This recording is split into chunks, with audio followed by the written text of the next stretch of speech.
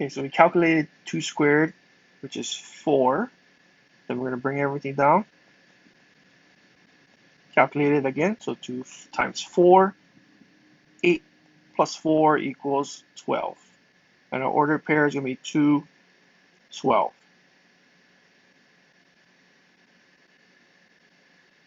For G of 4, same thing, 4 squared, so 4 times 4, 16. Bring everything down. Then we do multiplication first. 2 times 16, 32. Plus 4 equals 36. So our ordered pair for this one will be 4, comma, 36. For G of 10, same thing, right? 10 squared, 10 times 10, 100. Do exponent first. Bring down everything else with it. Then we do 2 times 100. So we 200 plus 4, and that equals 204. So our ordered pair for this one is 10, because that's what we inputted, and then 204 is what we got for our answer. So there we go. That is function notation in a nutshell. Yeah, so whatever is inside the parentheses, that's all it is telling us we're substituting that number. So G of 2, substitute 2, calculate it out. G of 4, substitute 4, calculate it out. G of 10, substitute 10, calculate it out. And then we have our ordered pair.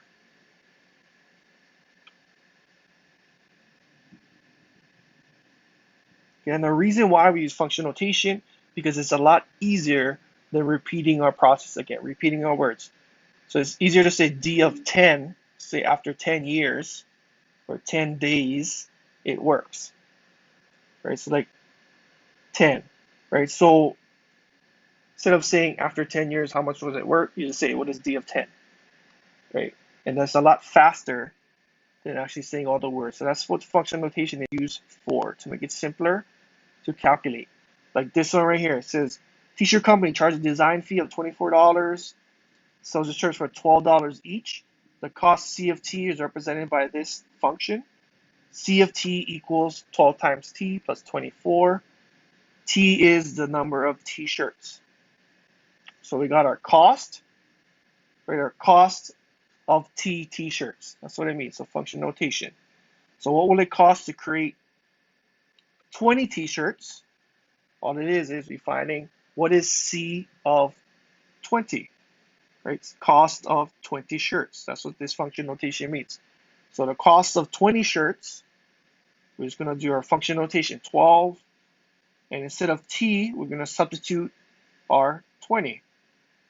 Because we want to find out what is 20 shirts cost, right? So 12 times 20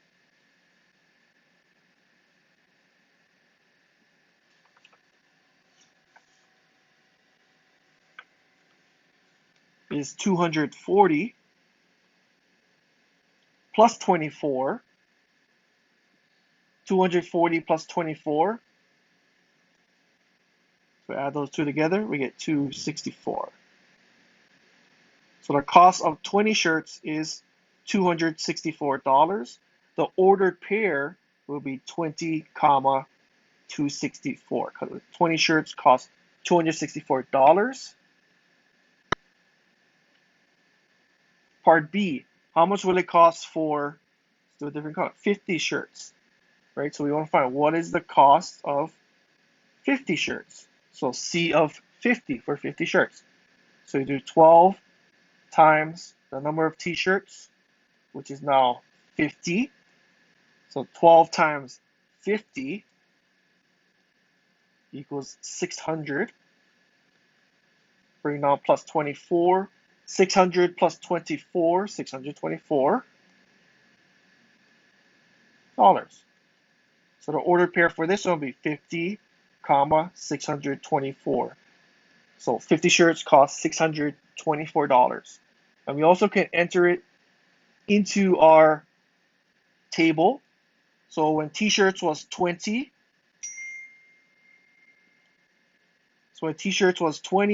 it cost $264. When t-shirts was 50, it cost $624. So enter that in there.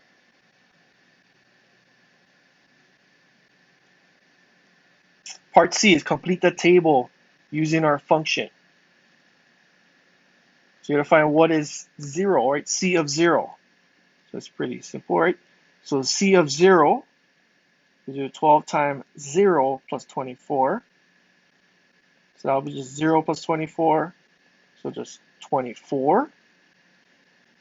So our order pair will be 0, 24. And we put that, so 0 t-shirts cost $24. Because we bought no shirts, but it costs $24. Why? Because design fee is $24. So automatically, before you even buy shirts, it costs $24 just to make that design fee, right? The screen fee for that. Okay, so C of 10, just keep going, right? C of 10, we do 12 times 10 plus 24. We get 120 plus 24, which is 144. So 10 shirts cost $144.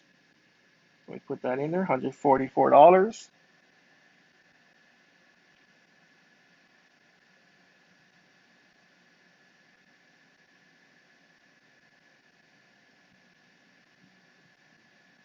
Okay, and then C of 30, I'm going to run out of space.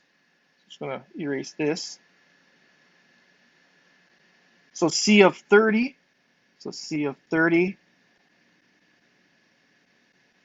12 times 30 plus 24, same equation, right? So 12 times 30, 360 plus 24, 384. So for 30 shirts is $384. For C of 40, 12 times 40 plus 24. So 12 times 40, 480 plus 24, so it'll be $504. So it costs $504. And then C of 60, 12 times 60 times 60 plus 24 would be 720 plus 24, and they get 744. I have to do the math, right? 744 for 60 shirts, right there. So that's how you function notation. That's how it works. That's how you can fill out a table. So you have all these ordered pairs that we could eventually graph if we wanted to. This is coming up next. Okay, so part D, before we get to that, how many shirts can you buy with $384? So let's look at our equation. So C of T is equal to 12T plus 24. And we want to find out how many shirts can you buy with $384? That's the cost. So where do we put that cost of 384 in our equation? Where does it go? Right? Does it do for T? Right? T represents shirts. We're not buying 384 shirts. We're representing 384 is our cost. Right? So since our cost is $384, we're going to put our cost as 384, and that's represents C of T, and then 12T plus 24. Right? So our cost is 384. We just substitute that. And then now we need to solve for T. Right? So we subtract 24 to both sides. We're going to subtract 24 to both sides. Here's our middle. Right? So 384 minus 24 is 360. Bring down 12T. That cancels out. Then we're going to divide by the coefficient of T, which is 12. Right? So 360 divided by 12, and we get something equals T. 360 divided by 12. 30.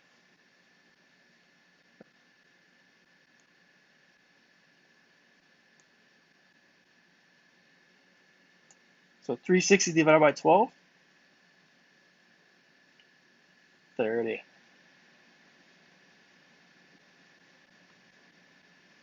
right there. So t-shirts, 30 equals t, or t equals 30, right? And that makes sense because it matches our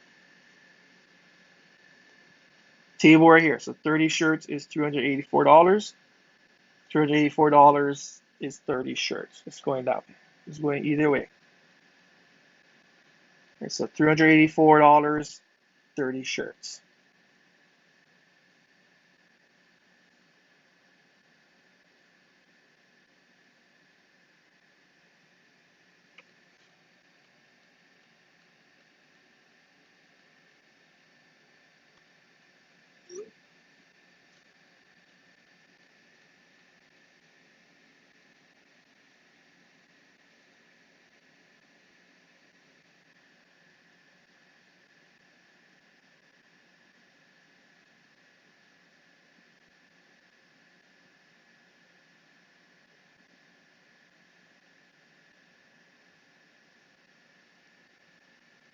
Okay, number 2. Next example. So Tim has written 30 pages. That's a starting value, 30 pages. He plans to write 12 pages per week till he has finished. Total pages is P of W, represented by this function. P of W equals 12W plus 30. W is weeks. So how many pages did Tim write after 8 weeks? So we calculate what is the pages, right? P of 8, because we're going to find after 8 weeks, because W is our weeks. So we do 12 times 8 plus 30. Right? We just substitute 8 for W, 12 times 8 plus 30. So 12 times 8 plus 30. And we calculate what is 12 times 8. So 12 times 8, 96. Plus 30, bring it down. 96 plus 30.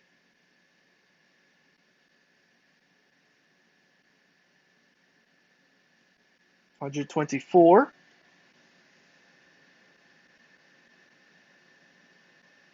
So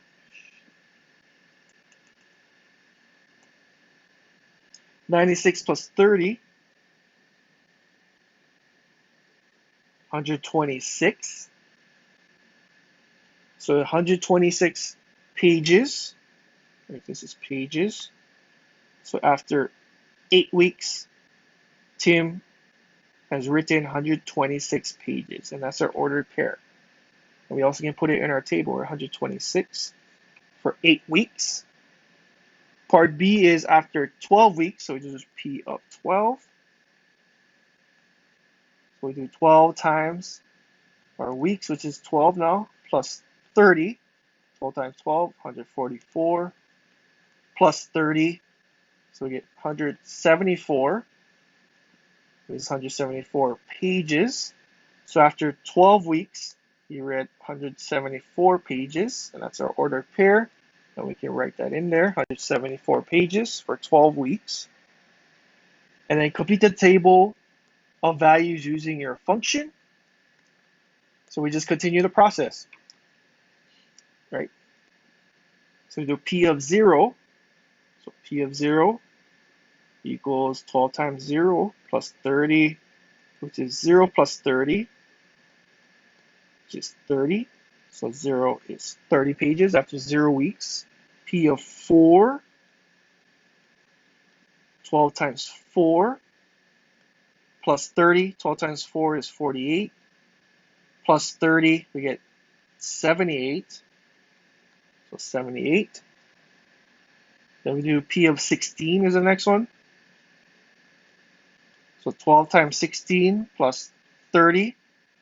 So 12 times 16,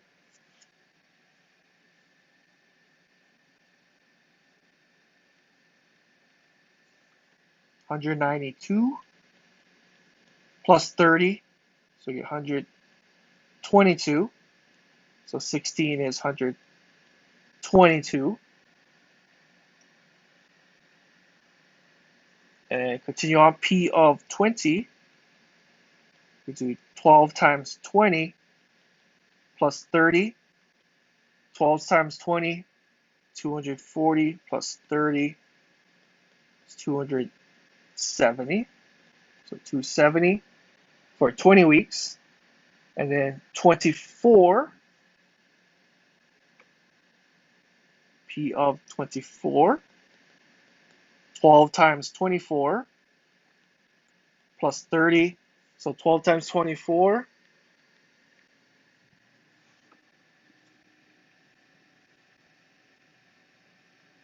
Twelve times 24 is 288 plus 30. So 288 plus 30 is 318. So 318 pages right there after 24 weeks. Okay, that's how you fill out the table, right? Substitute, calculate it. So evaluating expressions using PEMDAS. Okay, part D. How long would it take to read 318 pages? So how long would it take to read through? You can just look at our table right there. So 318 pages would take 24 weeks, right, to write it. So 24 weeks to write 318 pages.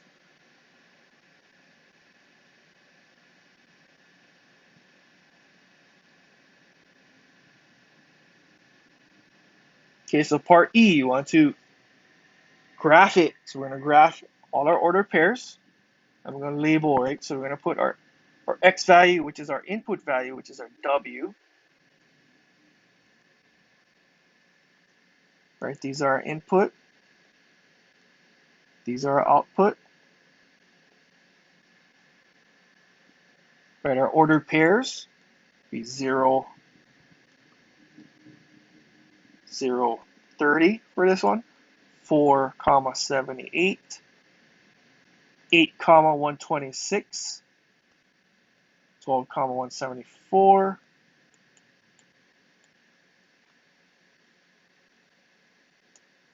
12, 174, and we get all our 16, 122, 20, 270, and 24, 318.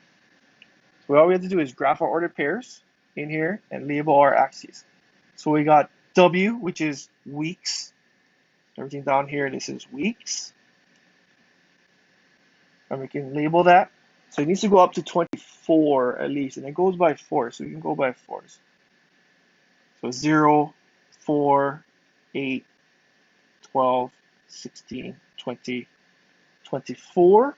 If you want to go by 2s, you can go by 2s. That works too, and that would fit a little bit better. Let's try that. So instead of 4s, we go by 2s. So 2, 4, 6, 8, 10, 12, 16, 18, 20, 22, 24, and that fits. Okay, the vertical axis is our P of W, right? So our weeks was W. Our vertical axis is P of W, which is pages.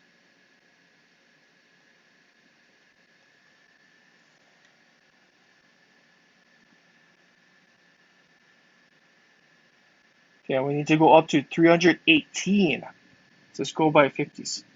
So 50, 100, 150, 200, 250, 300, 350. That fits. Okay, so you have to make your intervals however you want to make it fit on your graph. Okay, then we're going to graph first on 0, 30. And you notice that they are not going to be exact. That's fine. Just estimate. So 0, 30. So 0 weeks, it starts out at 30, right? That's our initial value, 30. Then it goes up to 478. This is right around there. Let's estimate it. Then 8, 126.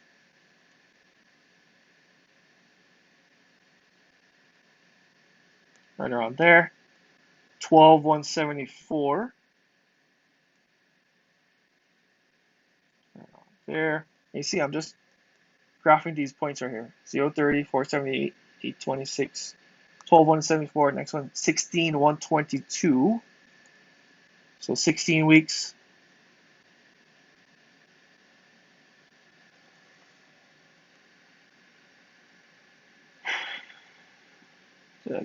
200.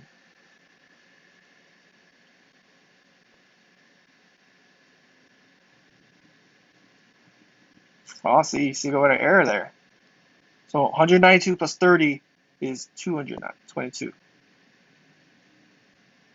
So it should be 222, 222. Right there. Make your corrections as you go. So 222. So 16 is 222. 16 is 222. 20 is 270. 24, 318. There you go. And that's our graph of our points. And you can also draw a line through our points right here. And it goes up that way. Got it. Okay, good. So you notice if you do make a mistake, that's fine. Go back and check.